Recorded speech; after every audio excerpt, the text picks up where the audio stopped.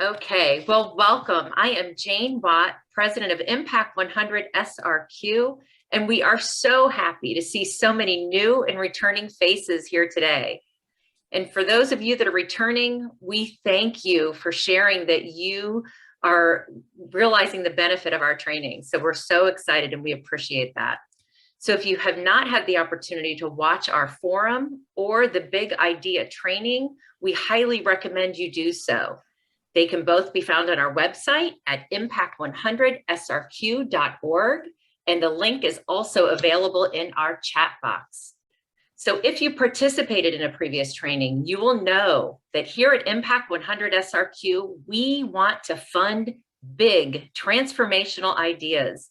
And our goal each and every giving year is to increase the amount of grants we fund right here in the community. So in today's training, we're going to get down to the nitty-gritty. When you are finished today, you will be able to write an executive summary that stands up to our evaluation criteria. You will have all of your budget questions answered, and you will know the next steps you'll take to apply for an Impact 100 SRQ grant. So to get us started, I'm going to pass it over to Sarah Weiner, one of our Focus Area Committee Directors. Sarah? Thank you, Jane. Hello, everyone. My name is Sarah Weiner, and I am Impact 100 SRQ's co-director of Focus Areas. And I'd like to share with you today a little bit about how our grant review process works. So as you may know, when your organization is submitting your grant application, you have 5 focus areas to choose from: arts and culture, education, environment and recreation, family, or health and wellness. Our members also choose one of the 5 focus areas in which to review grants when they join what we call a focus area committee. For example, if a member chooses to join the Arts and Culture Focus Area Committee, she will only be reviewing grants that are submitted to the Arts and Culture Focus Area, and likewise for the other 4 committees. I encourage you all to read through the descriptions of those focus areas on our website and to be authentic with your choice of focus area when submitting your grant application. Choose the focus area that best defines your initiative. The grant application review process begins with training for all focus area committee members to ensure that each application is being treated fairly and consistently. When our members review applications, they're looking for initiatives that align with an organization's mission statement and are carefully considering the answers to our Impact 100 SRQ 5 Qs or 5 questions, which are: is the initiative clearly defined? Is the initiative viable? Is the initiative sustainable? How does the initiative impact the community? And are we being good stewards of the funds in which we've been entrusted by investing in this initiative? FAC members hold meetings to discuss the initiatives proposed in the grant applications in their focus area and how the answers to our 5 questions, we really do look at those and discuss all of those in those meetings. The committee members determine which initiatives will move forward in our grant process and receive a site visit from a small group of women within the focus area. These are typically done in person. I'm sorry, I'm on a Zoom call right now. I can't hear. If you want. You know what, Nancy, get out of there and I'll tell you why. I'm going to continue. These are typically done in person at the location of the nonprofit's initiative when possible. So if you're moving forward and you receive a site visit, team members will come to your location and they'll interview the nonprofit representatives to gain a better understanding of the nonprofit's initiative, to tour the facility if applicable, and to obtain answers to questions from other focus area committee members. So at this visit, the nonprofit representatives should be able to answer any question about the organization, the initiative, and the financials of both the organization and the initiative. And that's why we always ask that there's somebody, either the CFO or someone who can speak to the financials is also at that visit. The site visit team then comes back to the focus area committee to report their findings to all of the members for their consideration. And then in October, each focus area committee will present their finalists to the entire Impact 100 SRQ membership and the community. And then, as you know, the entire Impact 100 SRQ membership votes for the 2022 Impact 100 SRQ recipients at our annual celebration in May. So that is the process that we go through as focus area committee members when we're reviewing your grants. And I'm going to pass it on to Michelle Fisher. Thank you.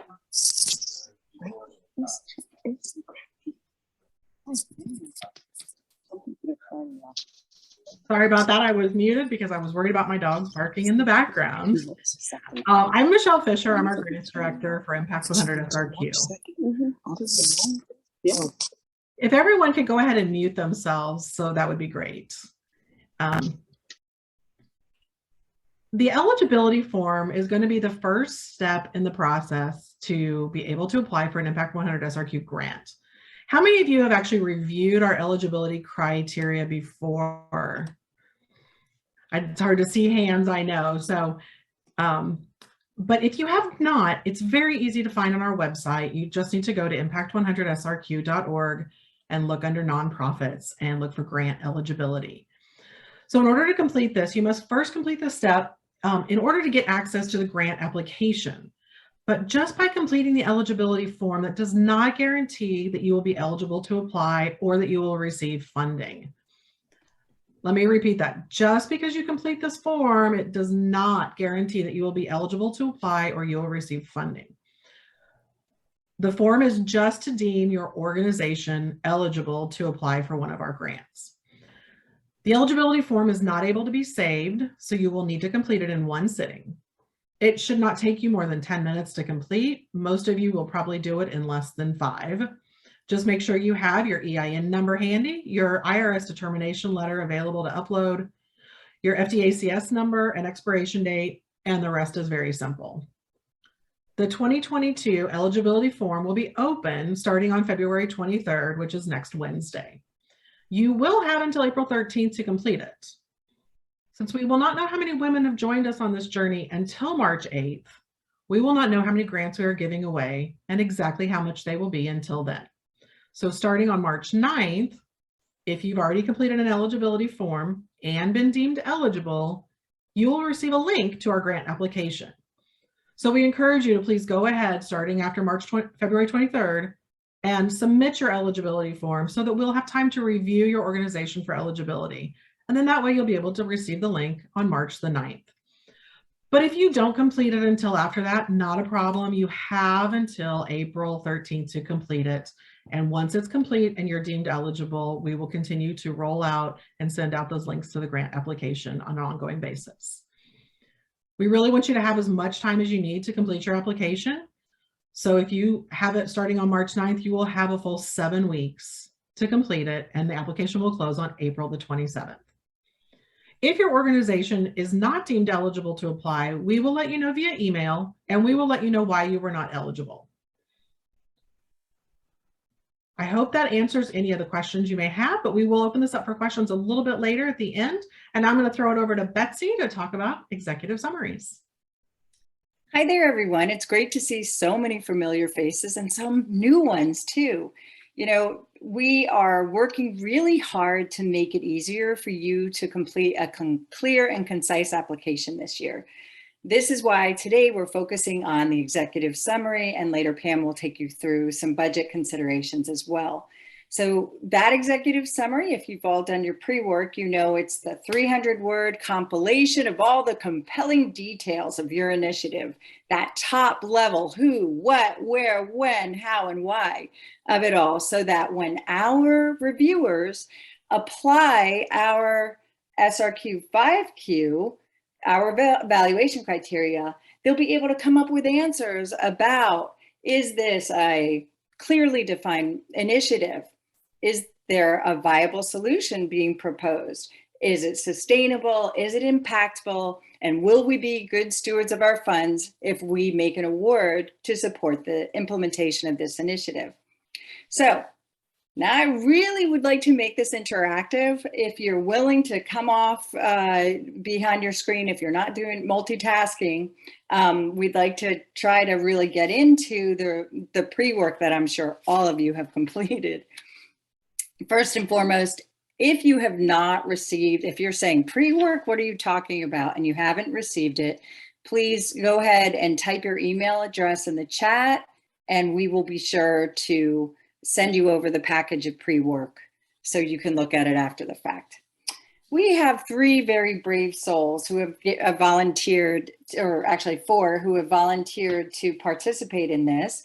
So I would like to ask now for PJ Brooks. Are you on the call? Okay, great. There you are. Hi.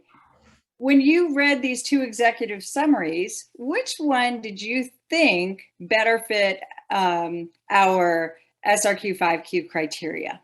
My opinion was that the second scenario summary fit better, primarily because it was the issues around clarity. It had clear evidence-based approaches. There was some line of description that went from the narrative about the program to the budget, and it just tied it all together, and it made it much more, it functioned better in terms of the description. And if whether I was reading it from a finance perspective or if I was reading it from a provider perspective, you both would be able to pick up what was going on. Thank you for that input. So I would like to ask any of you others, do you see where this is clearly defined? Can you give an example of how this is clearly defined? Would anyone else like to volunteer? Just raise your hand or shout out. Mary, are you on the call? Let's see, I saw her a minute ago. Are you looking for Mary Lynn? Yeah, there you are, Mary Lynn Parker. Hi. Well, it was interesting. I read the executive summary that our group submitted the last go around before I started the homework, hoping to be able to make some comparisons there. But definitely, I agree with PJ that the example number 2 provided far more specificity. It really was geared completely with being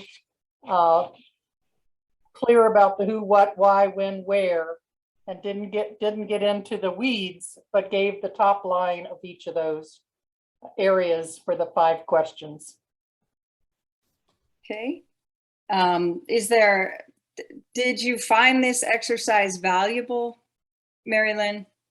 Very much so. I truly believe we'll do a much better job on our next go around. Excellent. We're glad to hear it. That's what this is all about. Yes. So at this point, we looked at the executive summaries. If you haven't done so, I encourage you to really look at the SRQ 5Q. I know we keep mentioning it, and I kind of brought it up on the screen accidentally before, but now I'm going to do it intentionally. It's here. Oh, can everyone see that? Okay. Yes. So again, this diagram doesn't mean that one of these is more important than the others, but these are the questions we're going to apply to what we read. And so your executive summary should provide a very clear overview, and then the rest of the details you provide in your application should be easily rolled up into that executive summary.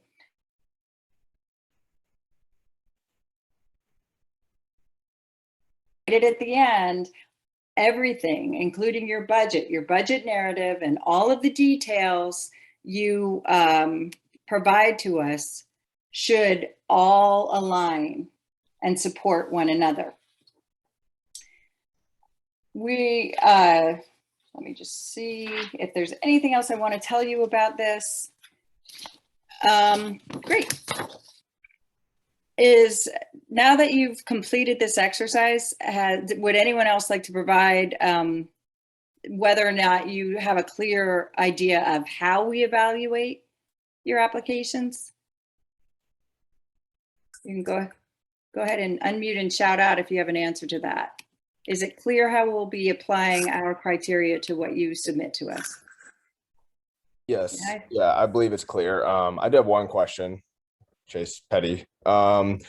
So at the end of because I agree, I thought the second one was a lot more precise and clear. And I do see at the end, you know, if I was on your all's end receiving that information, it really lays out how that money be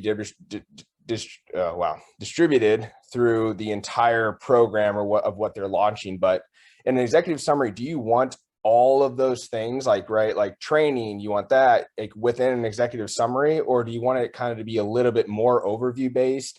And then within the application, we would really break down how we would obviously be spending that money and executing, you know, those dollars within the budget and the application, or do you kind of want that more precise within the executive summary? So you have 300 words to give any given person an idea of what are you asking us to fund? How are you going to, why is this important? Mm-hmm. How are you going to viably address a problem that you've described? Yep. And how impactful and how will it be sustainable? So in that second executive summary, there's probably enough in there to not only get the reader interested in what the details are, but to give them a really fair idea of what's going to happen, when, and how it'll all work. Do you agree? Yeah, perfect. Thank you. Okay, so yeah, we're looking at that. And we'll answer more questions at the end. Hello? Anita, this is Anita. Hi, Anita.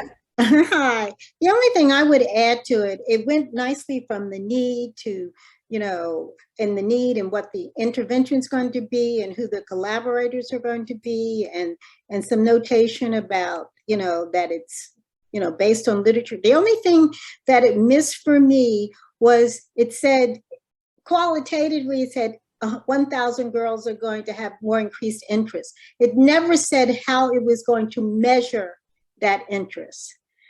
And to me, that one other element would be important to me because you're interested. What does that mean? What does interest look like? What tools are you going to use? Maybe one other sentence and reduce one other sentence to add that sentence in terms of how it's going to be evaluated and that you know you're successful.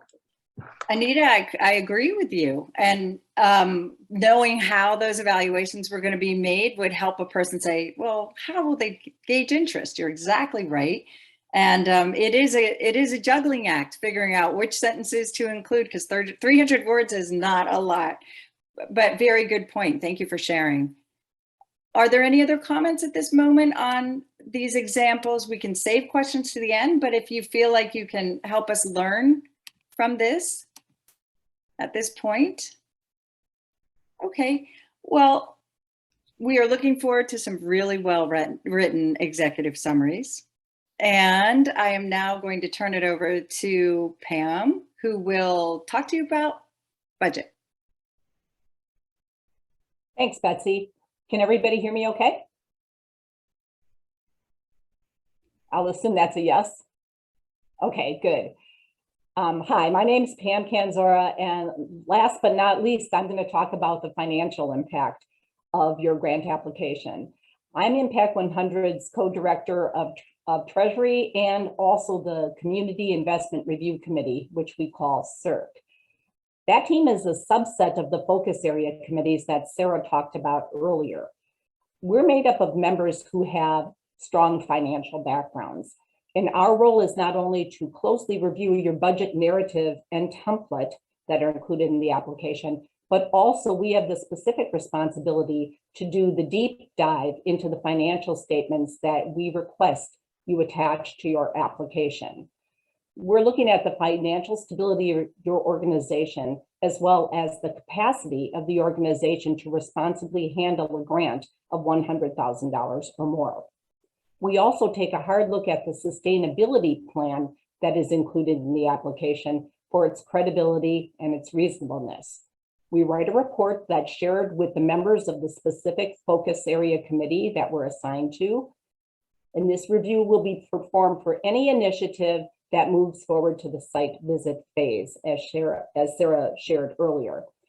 Questions resulting from our review will be provided to the site visit team for follow-up. So when I think about what it's important for you to remember as you're approaching this budget, remember that the reviewers of the information are our members. And other than the CERT team, they're going to have various levels of financial acumen. They will all be reviewing the narrative and the budget template. They may or may not look at the associated financial attachments. But the narrative you create should allow them to fully understand the details of your budget in plain English.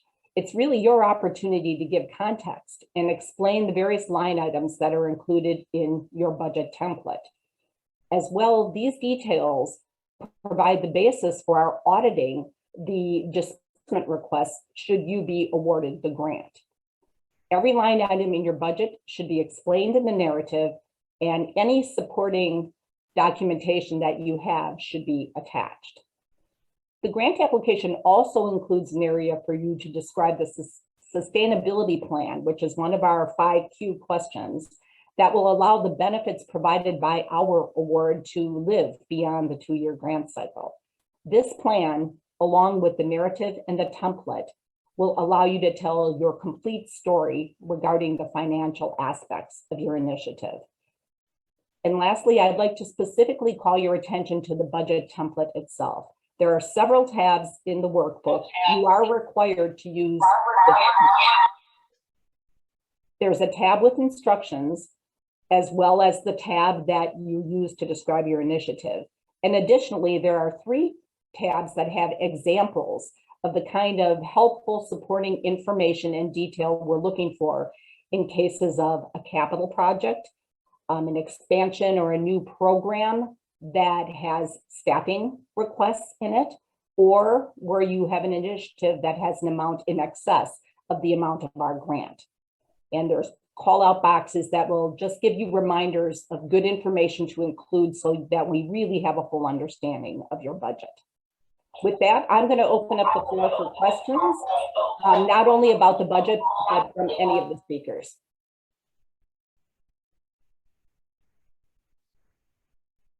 Okay, Lucy, I see your hand up. Why don't you go ahead with your question? Oh, wait, you're muted, Lucy. Unmute. There we go. There you go. My organization has been around for 26 years, but the project that we have in mind to seek funding for, at the end of the 2 years, we will continue to seek funding. It does not, one of the components is not an initiative to make it pay for itself. Is that what you're looking for? Are you following me? So I missed the first part of what you're saying. I think maybe it might be my internet, but what I think you're asking for, that last sentence of example 2, yes, was this writer's attempt to talk about sustainability. Right. But I'm not so sure that our answer to that question wouldn't be, we will continue to raise funds. In other words, we're not creating profit centers here. We're delivering services. That's fine. Okay. Pam, okay. Pam, go ahead. Yeah, I think that is fine. I think that from a reviewer's point of view, if you think about how that may compare to other grants that are submitted at the same time, as much specificity as you can give about your fundraising plans, the better. Perhaps giving some insight on your historical success with certain areas and so on, something to give that shares the credibility of that plan. We understand it, you don't know every single detail, but the more you can give us that says, here's where we would intend to look, and here's what success we've had in the past, et cetera, that would help to round out that plan. Thank you. I understand. Jonathan Evans, if you want to go ahead. Great. Thanks very much, Michelle, and thank you everyone for putting this session on. It's been really helpful. My question was about the committed grants portion of this, in terms of what you're looking for in terms of evidence that other funds have been committed. So you're looking for, is it that it's existing other grants that have the exact same project that have already been received? Is that what you're looking for in that section?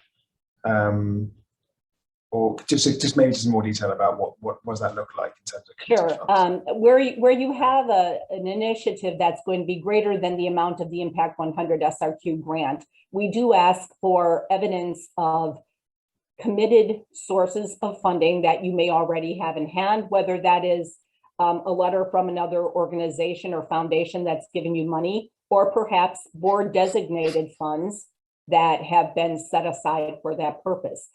If you have grants or grant requests that are pending, that perhaps they're not committed yet, but you have submitted a grant request to A, B, or C, any detail you can give about that as well would be important to share. Again, we will be looking at it from financial aspect of things that are fully committed versus things that are pending at the site visit. That would undoubtedly be a question that would be asked about, have you been able to secure the funding that might have been pending at the time you actually write your grant request, because there's several months in the middle there. Yeah. Does that help? I think so. Yeah, I think I'm sort of wrestling with an existing program that we think has got potential for expansion, and trying to work out what we're trying to match up there in terms of what's the size of the program that we are, what's the overall size of the program, where the Impact SRQ 100 proposal would fit to, as opposed to seeing this as a kind of, if it is an expansion, is this a standalone request? Does that make sense? So trying to give you a sense of that's what we're thinking about. Thank you. Okay. There's a question in the chat. It asks, is the percent for each budget head, say human resource or construction, fixed? Or is there some allocated percent which increases the chances of grant acceptance? Pam, would you like to do that? Sure. I would say that there is nothing about anything being fixed.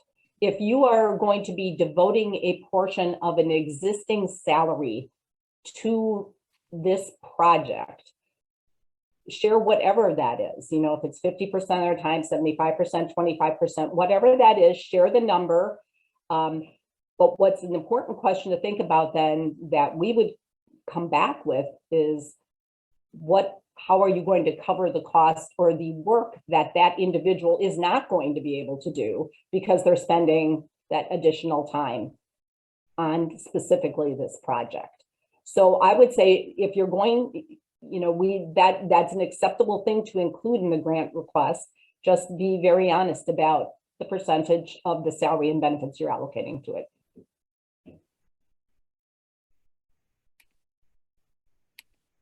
Jonathan, go ahead with another question. That's fine. Okay, thank you. That question sort of sparked something for me, which is that different organizations and foundations have different views on what some might call overheads or admin expenses and things like that, and how they're viewed. I'm going to put my cards on the table. Without those funds and without staffing costs and things, without staff or these kind of costs, our programs don't happen. So it's just kind of understanding whether you have a position on sort of what you might call overheads and sort of what is appropriate for the funding of your project. Does that make sense? Michelle, did you want to just address the overall overhead in the eligibility, and then maybe I can, talk more specifically about the project? I can, absolutely. Let me just pull it up exactly so I don't misquote or the way we have it in our grant eligibility is that we will not fund, in our part where we say we will not fund, and it just says general operating expenses or overhead expenses that support the organization's current programs and operations.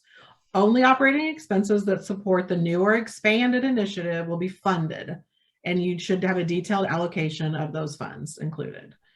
So I don't know if that actually answers your question or not, Jonathan, but I know Pam can go in a little more specifically on the details of each one individually. So go ahead, Pam. And that's what I wanted, just to put out the, kind of our eligibility tenant first.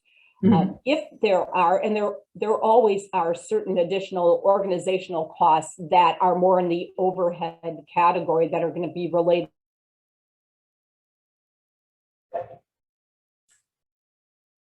Oops.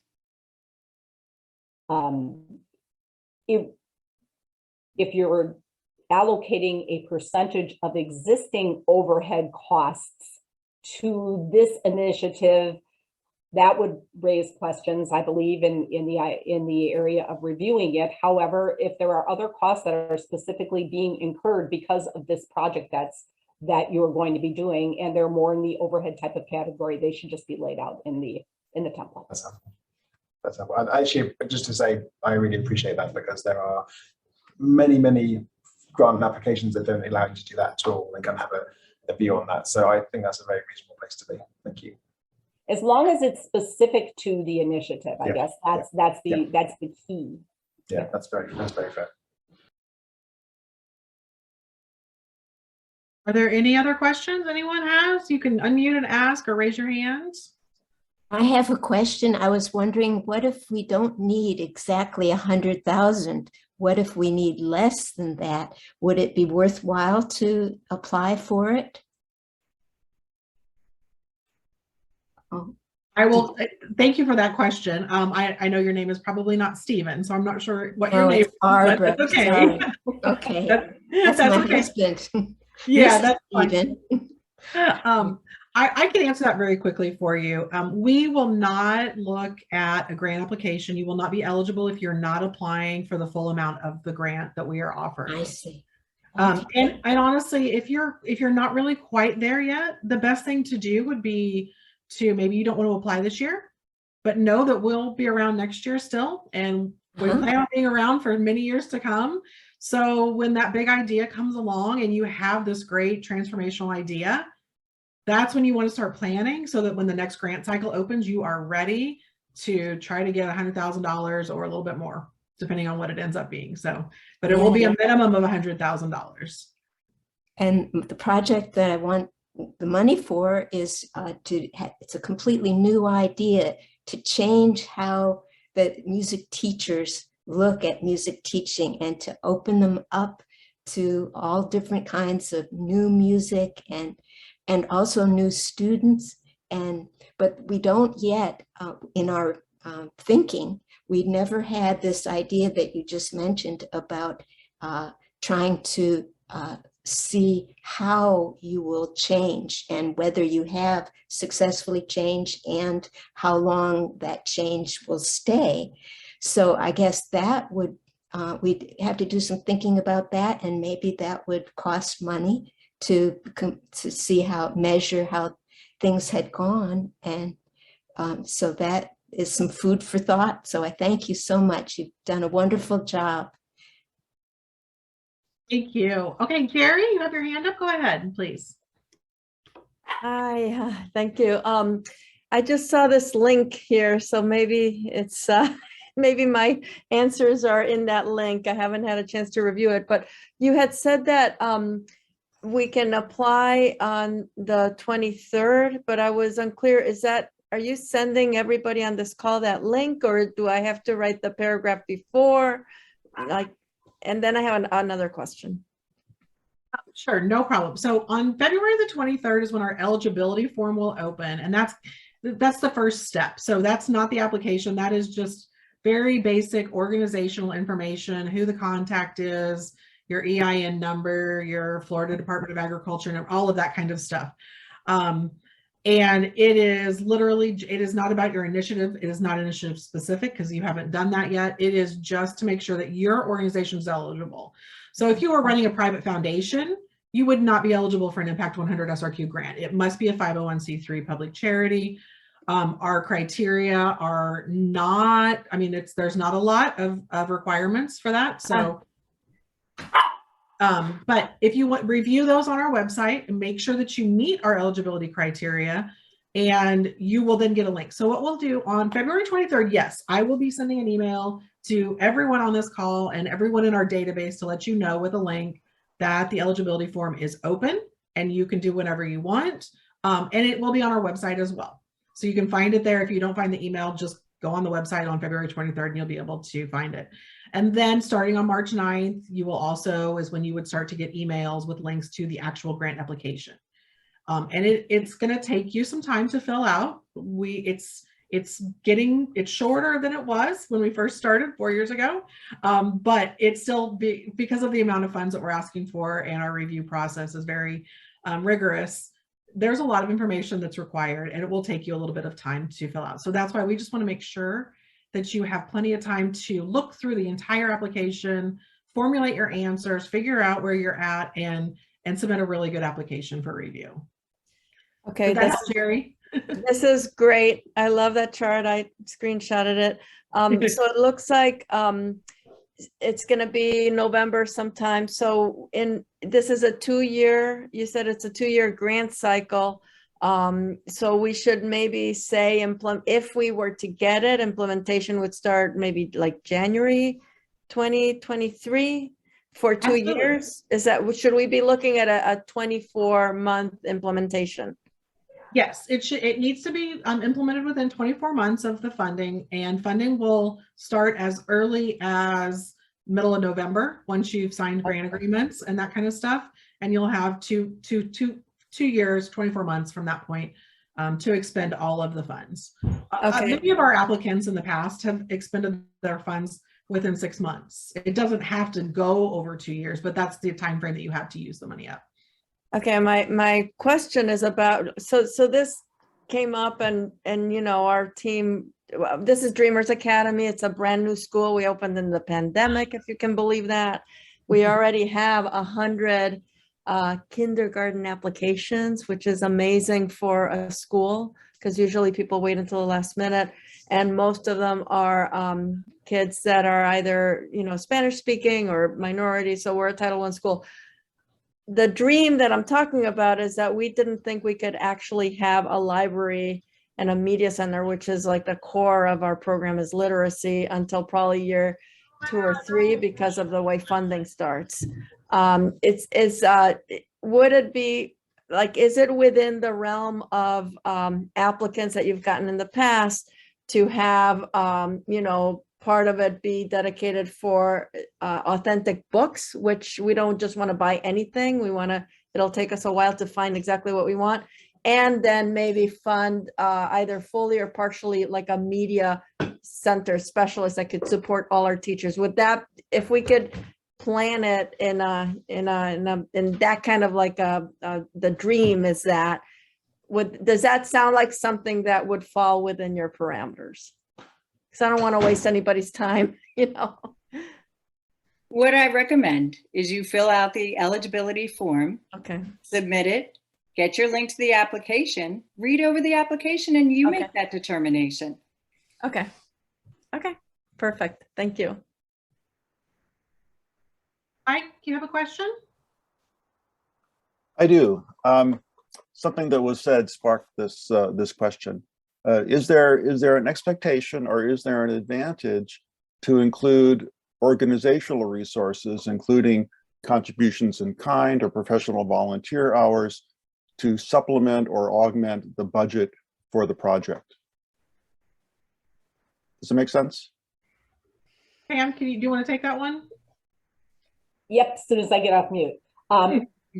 I would say there's no advantage or disadvantage. I think that the right answer there is you look at what your initiative, your big idea, your initiative is, and what it's going to take to accomplish, and outline the sources of funding in the best way you can for what you need to get that initiative accomplished, if that's in excess of the Impact 100 grant.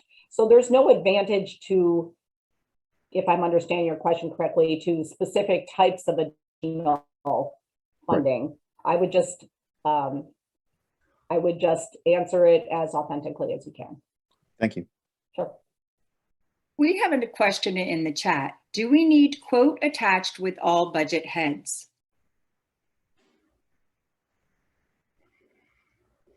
I'm not sure I understand the question completely. I will say that if you have a capital project that is your initiative, you have to have a minimum of 2 quotes attached for the various phases of work that you might be considering. For example, building, or, you know, for construction, or for other elements of capital you'd be considering. If it's a program grant where you're going to be working, I'm making this up completely now, with some outside service, and it's a substantial amount, it would be good to attach a couple of requests for quotation that you have received, so that when we're doing our vetting, and it is an intense financial vetting process that we do, that when we're doing that vetting, we can see that, you know, these are credible sources of work, that they're bona fide companies, and that you've done your homework in trying to get the, you know, the right kind of quotation and services that you're looking for. So I'm not sure that really answered that question, but I would say, when in doubt, if there's something you can attach that backs up a line item in your budget, do it.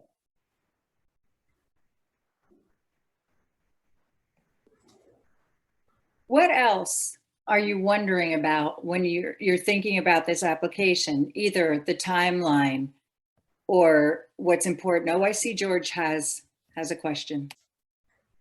I just want to confirm that I think that what I'm thinking is accurate, and that is that the program expansion can be not just about the program itself, but a regional expansion as well.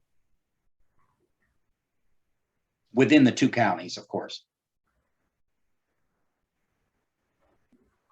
I see heads. Yes. So, yeah, We're all shaking our heads, yes, and we all have Yes, I saw that. Okay, thank you. And in fact, Children's Cancer Center has been funded for an expansion service project, expanding their coverage area into Sarasota and Manatee counties. So yes, we do actually have precedent for funding that sort of thing. Great, thank you. I'm wondering who's Betsy Friedman? Yeah. Oh, sorry. It is like I connected with the Zoom link, so it comes the same, I think. So I have a question. So when you say the idea should be completely new, means if you are working in homelessness and you want a new idea, it would be around that only. Like, how do you define a completely new idea or new project? So it doesn't mean new that the activity has never been tried before. It just means for you and your organization that this is something that you're trying that you've not tried before. Expansion would be expansion of programs that you're already doing. Does that make sense? Yeah. So it is something which we have not done before. Yeah, that makes sense. Okay. Okay, thank you. Are there any other questions anyone has, or even just about the process or anything? Yeah, go ahead, Valerie. I thank you for taking my question. This will be my first time trying to apply, and yet I feel challenged because everything that we do will be ongoing fundraising. So it's not like we got $800 or $900 on the side, and what we apply for here are gonna be extra, because our whole program is ongoing, and it's pretty new, and it's in community, and because we'll always be doing fundraisers. So I don't know how we will fit in, but only just to submit our prospective application, which I have not submitted yet. But I mean, it's challenging because in our plan, we have all these things, how we plan to continue even after the grant. But yet I don't know how much that would weigh in when the people start reading, because it's only 300 words for the executive summary, and one kind of overlaps the other, the way we write our plans. So I'm definitely gonna have to talk to someone after this. So So Valerie, it is a complicated grant, and it does require quite a bit of thought. And there are applicants who have made applications multiple years and haven't been funded, and then have been funded in subsequent years. So it is a learning process. So if you're willing to learn, dive in. Okay, thank you. I will throw out there too, Valerie, that we do accept collaboration grants. So if there's two nonprofits that would like to work together on solving an issue in our community, it is set up to be able to do that. So someone who's newer in the community, but they have somebody who can partner with them, we would love to see that happen and be able to, exponentially impact Sarasota and Manatee County that way. Good Do we have point, any other Michelle. questions or anything? Anyone have more questions or concerns or anything about the process, our application, the eligibility form, executive summaries, our budget, any of the things we've covered today? Just one thing that you said, the executive summary, is that the same as the application? The executive summary is one portion of the application. We will be asking you many other details about your initiative, which should all be roll up into your executive summary. So your executive summary is bigger than an elevator pitch, but shorter than 300 words or less. To really get the idea across of what it is you're trying to do, who's going to do it, when you're going to do it, how you're going to do it, and why is it important if you do it. And then the rest of the application will be asking you specifics about those items. Does that make sense? And the budget is another whole page. The budget's another part, and the budget narrative's another part. So we just really need to get a really good idea of what your initiative is and what we would be funding were we to fund it. And would we be doing all of these at one time and submitting them to you? Or do you ask us for, if we got the eligibility, we got approved, then we do the executive summary, and we could do the budget at the same time as the executive summary? If we put those two in there, would you ask us if you needed more information? So there's actually our grant. That's a really good question. I'm sorry we missed this. Our grant application is done online. And so after you get approved for your eligibility, after submitting your eligibility form, then you'll get a link that will take you to the software platform that we accept the grant proposals in. And when you open that up, you'll see all kinds of information that we ask you for. I see. You'll have to fill that out in its entirety and then submit it by noon on April 27th, so that then we can put it into the queue for review by our FAC, our focus area committees. Does that make sense? Yes, it does. And what was the date that you said you will have given out the grant or decided on which grant should get the money? So Meet the Finalists will be very early in October, and that's when everyone will find out who the finalists will be. I was having trouble with my internet today, so I will be sending the 3 slides with the very specific timeline, the information about the eligibility criteria form, and the SRQ 5Q, just to make sure you guys have all of that. Thank you. Anita, you have a question? Is there going to be an FAQ page? Because I think it may help a lot of people for just some generic questions that come up over and over again. We have some of those on our website. Have you been to our website yet, Anita? And I've been to portions of your website, but do Okay. you have FAQs relative to this particular one? We will continue to add them for So, sure. because there are other questions that come sometimes after an RFP thing, there are other questions that come up to add to the existing FAQ. That's why I asked that, because I thought it may be helpful. Yeah, and those can be submitted to, I'll type it in the box, grants at Impact 100 SRQ, and we will publish those for everyone to be able to see. Impact 100 SRQ. Sorry about that. Hard to type and think. Thank you. I have a question for everyone. What next steps are you going to take because of what you've heard today? I'm going to forward that budget template to my treasurer. That's the first thing I'm going to do. Excellent. Good way to plan. Anyone eligible? Dawn Lansing says she's going to get that look for that eligibility form. I thought, this is Jody with Bridge of Life. I thought it'd be super helpful once we write that executive summary to send it to someone who's not in our organization, along with that SRQ 5Q, and have them run through the process like we had to do with the samples.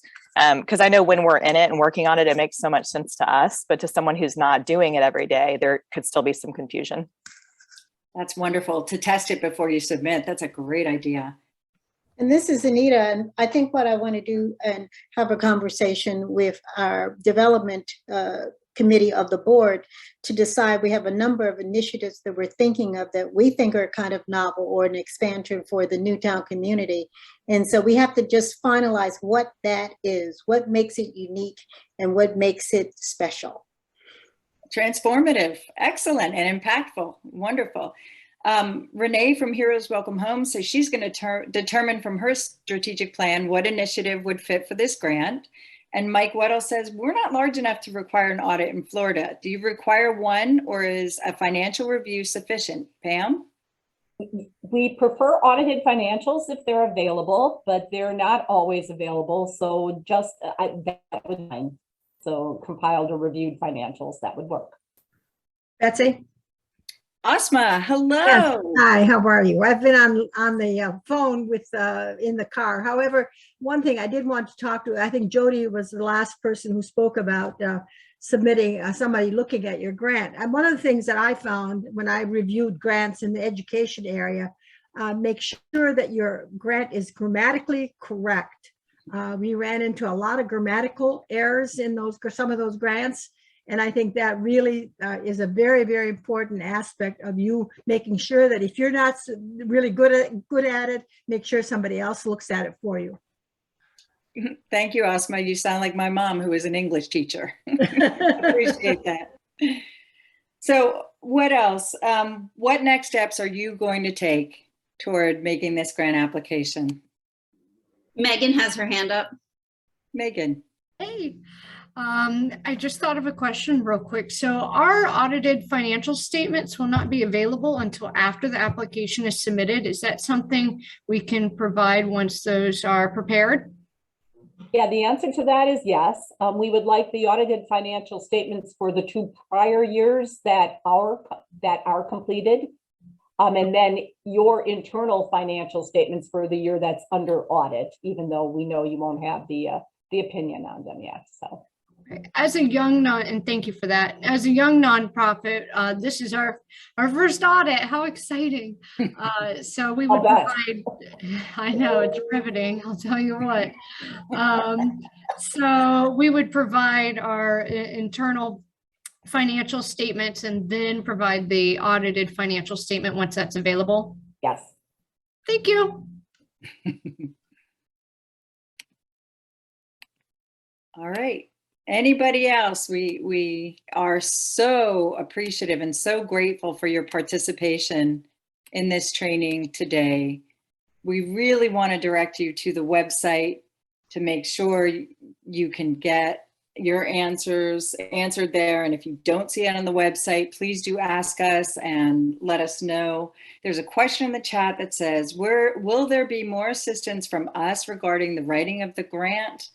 We don't offer specific assistance as you're preparing your grant, but if you come up with questions, not questions about is this a good idea or not, but questions about that, what does this mean, please feel free to submit them to grants at impact100srq.org.